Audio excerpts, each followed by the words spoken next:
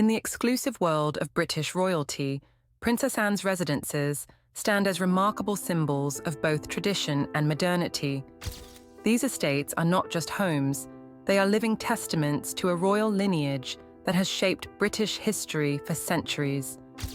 Princess Anne, known for her unwavering dedication to duty, has infused each of her homes with a sense of timeless elegance, while also embracing the practicalities of contemporary life. In this video, we'll take you on an inside tour of Princess Anne's royal mansions, uncovering the rich history, architectural splendor, and personal touches that make these estates uniquely hers. St. James's Palace Street. James's Palace, nestled in the vibrant heart of London, is a royal residence of unparalleled historical significance. While Princess Anne's primary home is Gatcombe Park, a serene estate in Gloucestershire, St. James's Palace remains an essential part of her life, deeply intertwined with her royal duties and personal history. This Tudor masterpiece, constructed between 1531 and 1536 under the reign of King Henry VIII, is not just one of the oldest royal residences in the UK, but also a monumental symbol of British royalty. The palace's striking red brick facade and signature Tudor architectural elements immediately evoke the grandeur of its 16th century origins. Iconic features, such as the Chapel Royal and the Tudor Gatehouse, bear witness to centuries of royal events and ceremonies. As you step inside, the interiors unfold like a living history book, with each room telling tales of the monarchs, dignitaries, and historical figures who have walked its halls.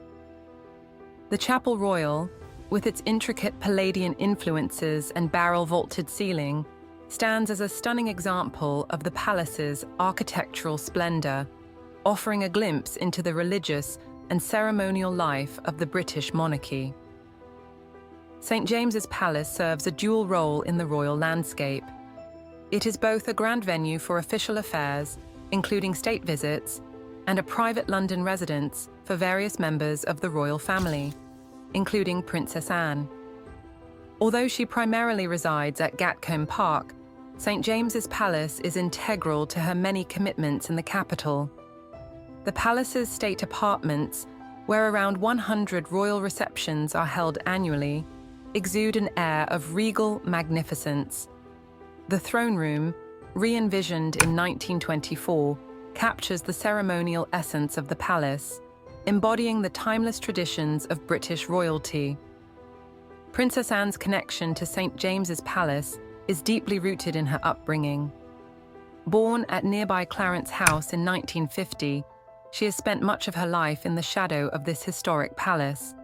The rooms of St. James's Palace have witnessed countless royal ceremonies, from christenings to weddings, and have hosted significant state proclamations, including the announcement of new monarchs. The palace holds a special place in the life of the British monarchy, serving as the backdrop for pivotal moments in history, such as Queen Victoria's marriage to Prince Albert in 1840. Gatcombe Park. Nestled in the picturesque Gloucestershire countryside, this historic estate, with its Grade II listed status, holds a special place in the heart of Princess Anne. Queen Elizabeth II acquired Gatcombe Park in 1976 as a wedding gift for her daughter and her then-husband, Captain Mark Phillips. The estate's history, however, dates back much further. Built between 1771 and 1774 by Edward Shepherd, a notable clothier of his time, Gatcombe Park later became the property of David Ricardo, a celebrated economist who made significant upgrades to the estate, including its distinctive Bath stone facade. Today, Gatcombe Park spans an impressive 730 acres, offering a perfect blend of natural beauty and royal grandeur. The estate's extensive grounds, including stables and a working farm, are a testament to Princess Anne's love for equestrian sports. The estate hosts the annual Festival of British Eventing, drawing elite competitors and spectators from around the world. The landscape transforms into a stage for dressage, show jumping, and cross-country events every August, further cementing Gatcombe Park's reputation as a hub for equestrian excellence. Inside the main residence, historical architecture melds seamlessly with the comforts of modern living. The manor boasts 5 main bedrooms, 4 secondary ones, and multiple reception rooms, including a library and a billiard room crowned with a conservatory. Despite its grandeur, Gatcombe Park reflects Princess Anne's preference for practicality over opulence. This is evident from glimpses of her home during the early days of the coronavirus pandemic, where a video call revealed a setting marked by comfort rather than splendor. Following her divorce from Captain Mark Phillips in 1992, Princess Anne continued her stewardship of Gatcombe Park with her second husband, Sir Timothy Lawrence. Together, they have maintained the estate's financial independence, emphasizing self-reliance and sustainability. Gatcombe Park is not just a royal residence, it is a vibrant family hub. Princess Anne's children, Peter Phillips and Zara Tyndall, along with their families, reside in cottages within the estate, reinforcing its role as a familial nucleus. Zara Tyndall, like her mother, has a deep passion for equestrian sports. She and her husband, Mike Tyndall, continue the estate's storied equestrian tradition, ensuring that Gatcombe Park remains a place where the love of horses is passed down through generations.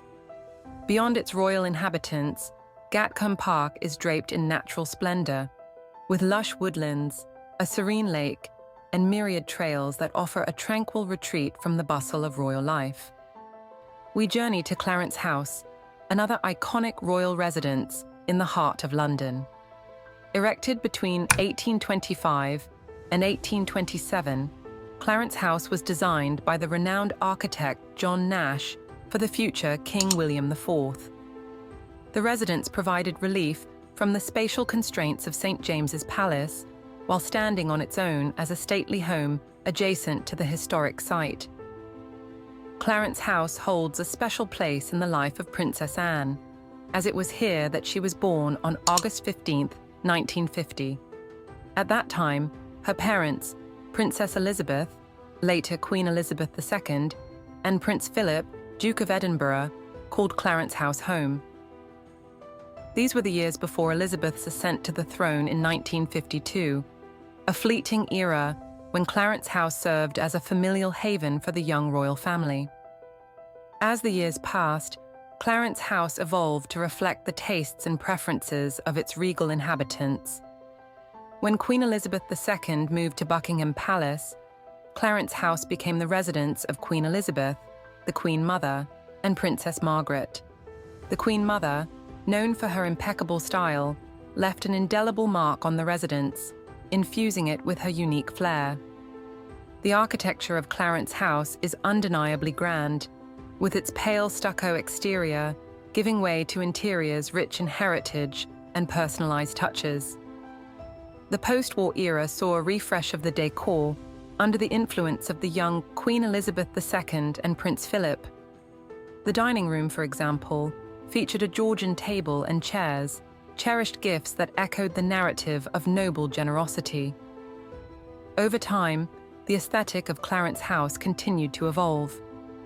The Queen Mother added her own stylish touches, including a Georgian marble chimney-piece in the morning room and gilded accents that transformed the drawing rooms and dining room into spaces of sublime elegance.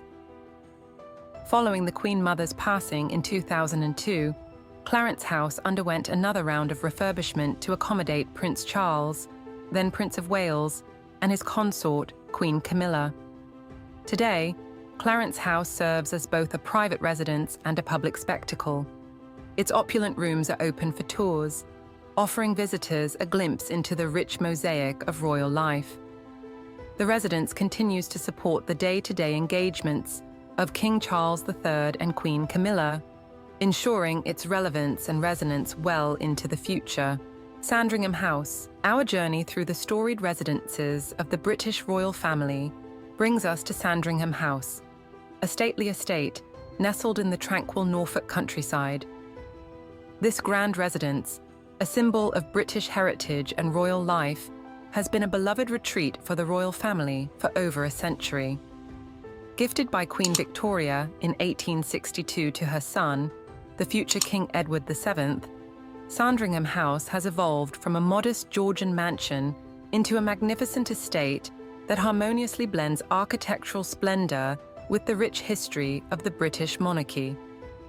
The transformation of Sandringham House into the grand estate it is today was initially overseen by the architect A.J. Humbert. His task was to expand and enhance the estate to meet the royal family's growing needs, particularly for grand festivities and gatherings. Humbert's vision was realized through the addition of various luxurious amenities, including a ballroom that would become the heart of many royal celebrations. The creation of a bespoke bowling alley, inspired by one admired by Edward VII in Staffordshire, further demonstrated the prince's love for grandeur and entertainment. These additions not only elevated Sandringham's status, but also reflected the opulence that Edward VII was known for. However, the history of Sandringham House has not been without its challenges. In 1891, a devastating fire swept through parts of the estate, leaving significant damage in its wake. The royal family, undeterred by this setback, embarked on a spirited phase of architectural restoration. The house was meticulously rebuilt, incorporating new features that enhanced its grandeur while preserving its historical essence. The addition of a sprawling single-story ballroom was one of the key enhancements during this period, further cementing Sandringham's reputation as a premier venue for royal events.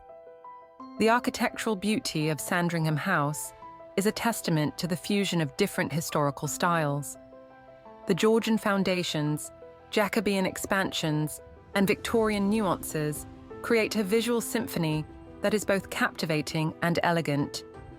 This unique blend of architectural styles is complemented by the estate's rich interiors, much of which owe their splendor to Queen Alexandra. Known for her impeccable taste, Queen Alexandra left an indelible mark on Sandringham, adorning its rooms with sumptuous fireplaces, intricate woodworks, and a treasure trove of artifacts. Among these are Queen Mary's Oriental jade and the resplendent Fabergé pieces, which add a touch of regal opulence to the estate's already rich decor. Sandringham House is not just a royal residence, it is a living, breathing estate that plays a vital role in the life of the royal family. It is legendary for hosting the royal family's Christmas celebrations, a tradition that has been maintained for generations.